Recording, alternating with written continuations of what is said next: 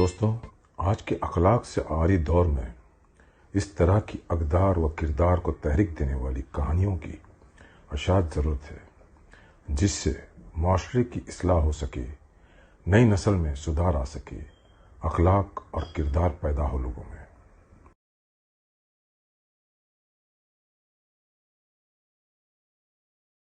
Police station के control room में एक कॉल आता है। सामने से कमजोर आवाज आती है। ऐसा मालूम होता है कि कोई बुजुर्ग बोल रहा है। Hello, police station. जी, मैंने अपनी पत्नी का कत्ल किया है, मुझे आकर गिरफ्तार करें। सामने से पुलिस वाला पूछता है, आप कहां से बोल रहे हो?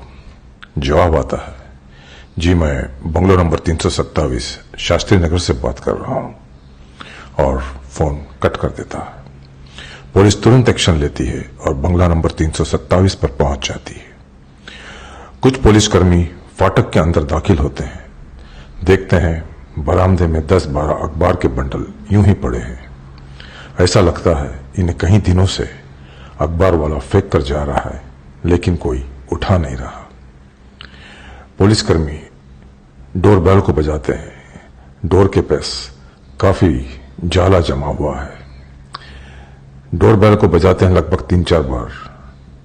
अंदर से दरवाजा खुलता है। सामने एक 80-85 वर्ष का बुजुर्ग नजर आता है। वो पुलिस को देखकर बोलता है, अंदर आइए, मैंने ही आपको कॉल किया है। पुलिस उनके साथ अंदर चली जाती है।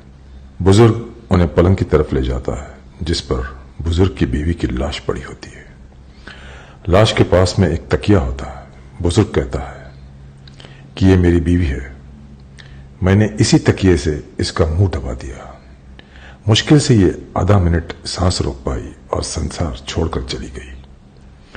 बहुत अच्छी बीवी थी मेरी, इसने जीवन भर मेरा साथ दिया। अच्छा बुरा जैसा भी वक्त आया, इसने कभी भी एक पल के लिए मेरा साथ नहीं छोड़ा था।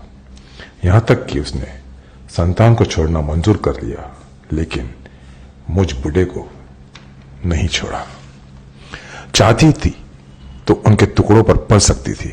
औरत संसार की सबसे सुंदर रचना होती है, ये मुझे मेरे बीवी के किरदार से पता चला। मौके पर मौजूद पुलिस अधिकारी ने तैश में आकर पूछा, तो तुमने इन्हें मारा क्यों? बुजुर्ग ने जवाब दिया कि ये गंभीर बीमारियों से ग्रसित हो चुकी थी। इसका आधा जिस्म काम नहीं कर रहा था।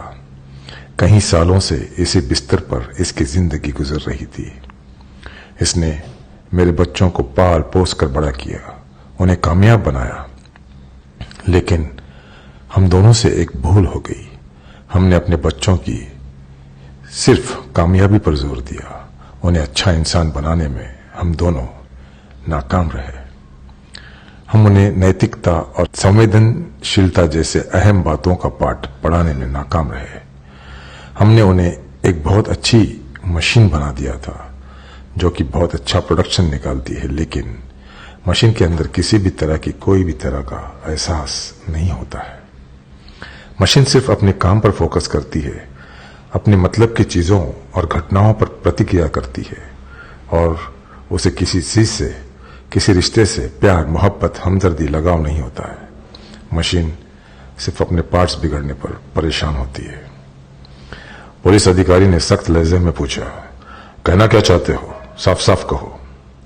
बुजुर्ग बोला, मेरे 3 बेटे हैं। तीनों ने अपने अपने कारोबार में, अपनी नौकरियों में बहुत अच्छी कामयाबी पाई है, लेकिन वो जीवन के बाकी आदर्श भूल गए। मेरी बीवी पिछले 5 साल से इसी कंडीशन में है। शुरू में बेटे ध्यान दिए आते थे, लेकिन पिछले 3 साल से उन्हें यहां झांकने को भी फुर्सत नहीं। बहुत मेहनत करने के बाद कभी कोई आ भी जाता है, लेकिन उसे वापस जाने की जल्दी रहती है। मेरे पास दवाइयों का स्टॉक रहता है। महीने में एक बार डॉक्टर चेकअप करने के लिए आता है और महीने भर की दवाइयां लिखकर चला जाता है। बच्चे सब दूसरे शहरों में रहते हैं। उनको लगता है इन्हें सिर्फ दवाइयों की जरूरत है, जो मिल रही है। और एक नौकरानी लगाई हुई थी घर के काम के लिए। 4 महीने पहले उसके मां का देहांत हो गया। उसके बाद उसने भी काम छोड़ दिया। तब से कोई दूसरा नौकर भी नहीं मिला। ना बेटों ने कोई खास परवाह की। कल शाम को मुझे सीने में हल्का सा दर्द महसूस हुआ, शायद माइनर अटैक था। तब मुझे महसूस हुआ कि अगर किसी दिन अचानक से मेरे दिल ने धड़कना बंद कर दिया तो मेरी पत्नी का क्या होगा। हालांकि मैं तो कब का मर चुका हूं, मेरी कोई हसरत बची ही नहीं। बस अपनी बीवी के दुख से ज्यादा दुखी था। इस बेकार हो चुके जीवन से मैं अपनी बीवी को मुक्त करना चाहता था, मौत के मुंह ढकलना चाहता था और खुद भी मुक्त होना चाहता था। मैंने अपनी बीवी को तो मुक्त कर दिया, लेकिन मुझ में हिम्मत नहीं हुई खुदकुशी करने की। कल सारी रात इसके पास बैठा रहा, सोचा अब हार्ट अटैक आ जाए तो बढ़िया हो, लेकिन नहीं आया। फिर सुबह मैंने आपको कॉल कर दिया। पुलिस वाला जबरदस्त हैरत में था, पर कुछ समझ नहीं पा रहा था कि क्या कहा जाए।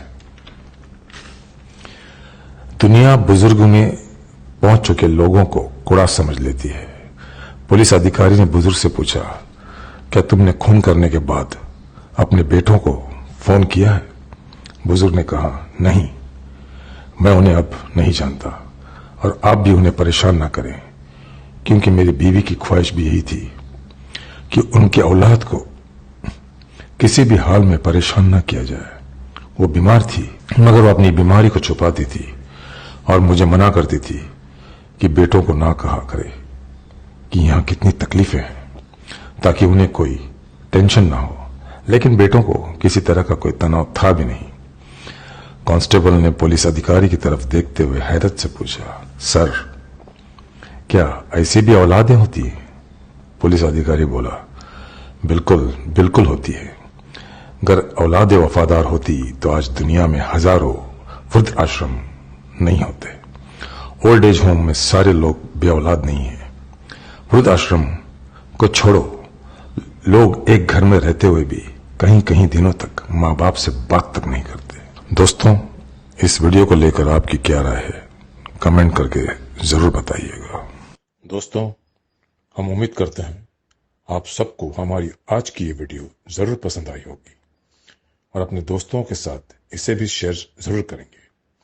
अगर आपने अभी तक हमारी YouTube का चैनल सरगोशियां सब्सक्राइब नहीं किया तो प्लीज सब्सक्राइब करके बेल आइकन को प्रेस कर लीजिएगा। अगली आने वाली वीडियो तक आपका मेजबान अशफाक काजी आपसे इजाजत चाहता है। तब तक के लिए खुश रहें, स्वस्थ रहें, मस्त रहें और व्यस्त रहें।